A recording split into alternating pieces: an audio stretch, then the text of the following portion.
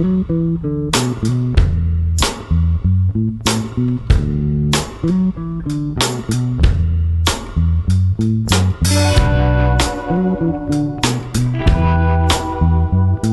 hi, it's Hobby Moro and welcome sa video natin.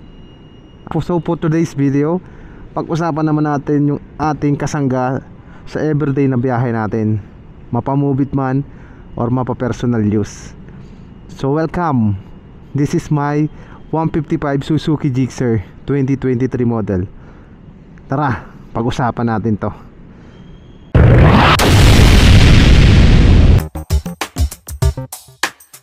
So unahin natin tong lights ni Gixxer. So this is the front light, which is naka-LED na siya.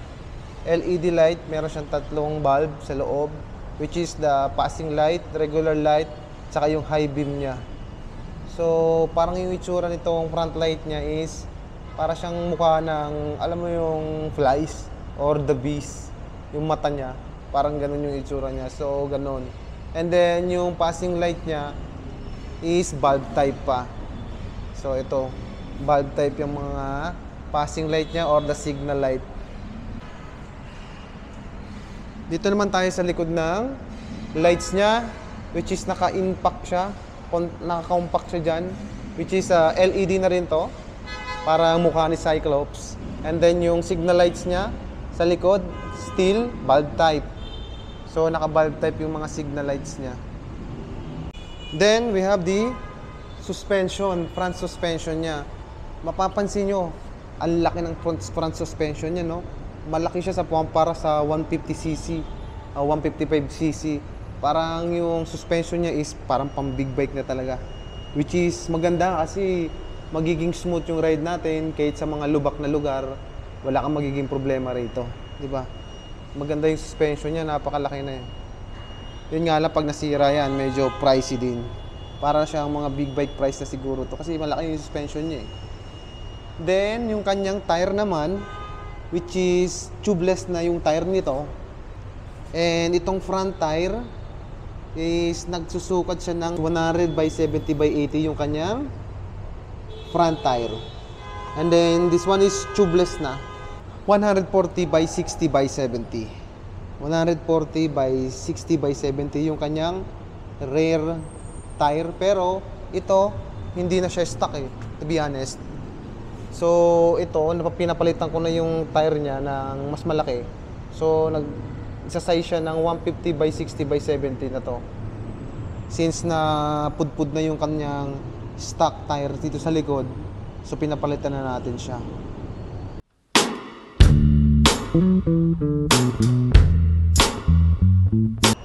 So dakot dito tayo sa kanyang brake system. So itong si Gixxer 155 is naka disc brake pa siya. So hindi pa siya naka ABS or yung tinatawag nating anti-lock braking system. So itong rear brake niya is it has a single piston caliber. Pero yung kanyang front brake naka 2 piston caliber na yon. Pero naka disc brake din siya. So hindi pa siya naka-ABS. Maganda sana kung naka-ABS na yung brake nito si Gixxer para all-in na, 'di ba? So let's move on sa kanyang fuel tank naman. So ito isa sa pinaka nagustuhan ko talaga kay Gixxer 155 kasi sobrang laki ng kanyang fuel tank. So yung fuel capacity nito ni Gixxer is 12 liters and fuel efficient siya. Dahil naka fuel inject na to si Suzuki Gixxer 155 at naka SEP na to si Gixxer. Ano ba ibig sabihin ng SEP? Ito yung Suzuki Eco Performance na isa sa pinagmamalaki ni Suzuki sa kanyang mga motorsiklo.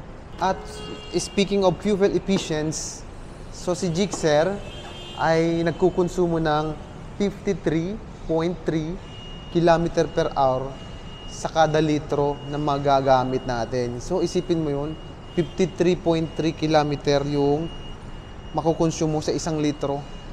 Di ba? Napaka-efficient ng fuel consumption niya. So pwede talaga to sa mga pang-araw-araw na use or pwede pang commute, di ba? So ito talaga yung napili ko kasi yun na, fuel efficient, malaki yung tank capacity, and then naka-fuel inject na siya. So hindi ganun talaga malakas kumain sa gasolina. Parang namukha 110cc lang kayo sa motor na to. So let's go with its engine. So this is a 2023 model.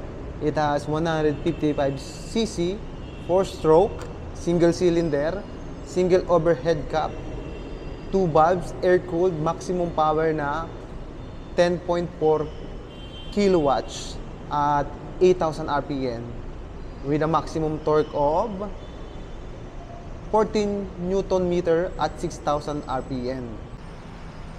Then yung looks nito, si Gixxer, poging-pogi ka rito talaga. Which is, this is a sports naked bike. So, big bike inspired siya. So, this is one of the best part na nagustuhan ko sa kanya. Then, this is my first motorcycle. So, ito yung unang motor natin. So, una yung nagustuhan ko sa kanya yung looks niya. And, ang laki niya tingnan, di ba? Parang brusko kang tingnan dito. And, forma-wise, maporma talaga to si Gixxer. Di ba? Tingnan mo naman yung forma niyan.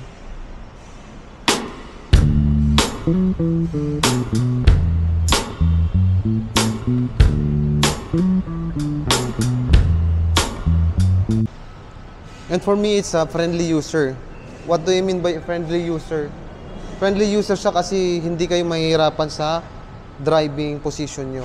Bali naka-upright sitting position kayo dito, so hindi kayo mahihirapan sa pagdala ka dito kay Gixxer. Hindi mo nanakit yung mga likod nyo kasi ito yung kanyang manibela is designed para dun sa hindi masyadong nakayuko yung body nyo dito. Yung parang naka-straight body pa rin kayo. Kaya makasasabi ko na user friendly to kasi yun nga, hindi kayo mahihirapan sa pagdala nito kay Gixxer, which is napaka-smooth niyang dalhin para sa akin. Let's talk about the seat height naman niya. Yung seat height niya, it has a 795mm. So, pwede siya sa mga average height. Abot na abot nyo to. Since medyo mataas ako, kaya walang problema sa akin yung height seat niya. So, sa mga average height, kayang-kaya nyo rin to. Wala kang magiging problema sa ganito. O wala kang magiging problema dito. In terms of bigat, 140 kg si Gixxer. So, sa mga medyo maliliit dyan, mabibigitan kayo. Kung ako medyo nabibigatan na, medyo mabigat para sa akin. At isa sa maganda pa rito, meron siyang 160mm ground clearance. So, medyo mataas na yun. So, wala kayong magiging problema sa mga humps o sa mga lubak-lubak. So, kayang-kaya ni Gixxer yan. So, pwede nyo siyang ilusong sa mga medium height lang na baha. So, wala kayong magiging problema kasi yung engine niya nasa taas. And, I mean, mataas yung engine niya. So, wala kayong magiging problema sa pagkakaroon ng mild na baha. Then, wala kayong magiging problema sa mga humps nito. Subok ko na to. Kahit meron kayong mabibigat na pasahero, hindi kayo basta-basta mangangambas sa kanyang ground clearance. Kasi medyo nga mataas tong si Gixxer. At ang kanya naman ng meter panel is naka-digital na siya. So, mabilis nang intindihin yung mga nakalagay dyan sa loob. Which is this one is the fuel. Nakikita natin kung gaano nakarami or paubos na ba yung fuel natin. And then, ito yung kilometer niya. Kung magkano na yung itinakbo. Tingnan nyo yung tinakbo ng Gixxer natin is nasa 29,000 na. So, medyo gamit na siya. Since this is magdadalawang taon na sinunod siya sa akin. Then makikita natin dito yung shifting position or the gears. And then yung kung gaano kabilis yung takbo natin dito, makikita natin dyan. So naka fully digital na siya. Let's go naman sa kanyang mga switches. This one is the high beam, low beam switch. And then this is the signal switch. Right, left. And then this is the horn switch niya. And then this is the passing light, itong nakadilaw na to, which is the passing light. And then the other side naman ng kanyang manibela, ito si kill switch. So yung papapatayin natin yung engine niya, kill switch siya. This is the light front, and this is the push start. Bago ko makalimutan, yung monoshock niya is andito sa loob, nasa gitna siya ng kanyang,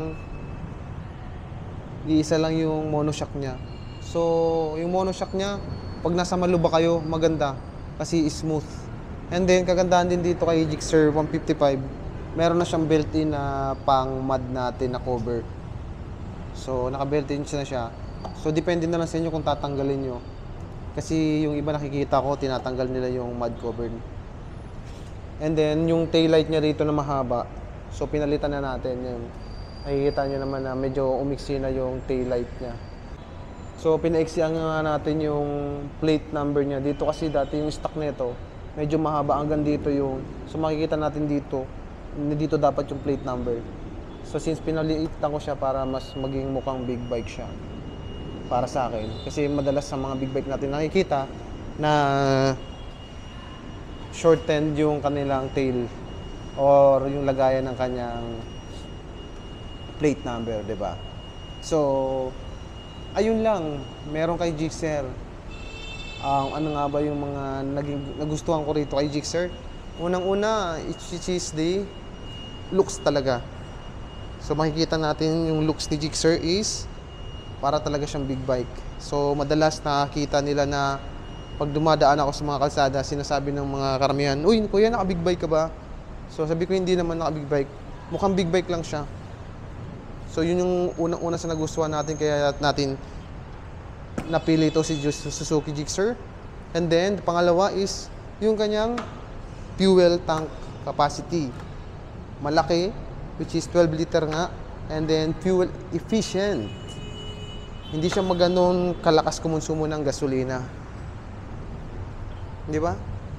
So kung popogi yung hanap nyo sa motor, bagay na bagay ito sa inyo si Suzuki Gixxer. Meron na siyang magandang forma, poging-pogi kayo dito tingnan. And pang long ride nyo, pwedeng-pwede na to sa pang long ride. At kagandahan din, pwedeng-pwede sa daily ride nyo to.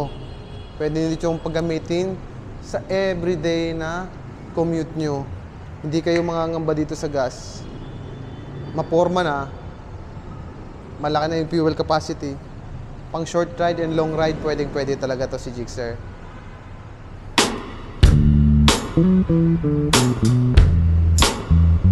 That's the end of our video. Kung nagustuhan nyo yung review natin sa kanya, at kung naghahanap kayo ng mapormang bike, big bike looks, at malaki yung fuel capacity, so ano pa inaantay nyo? Ito na si Gixxer ang sagot sa mga gusto nyo. So kung nagustuhan nyo yung video na yon, syempre sasabihin natin, please hit the notification bell, subscribe na rin kayo para sa more videos to upload pa. So maraming salamat. Ciao.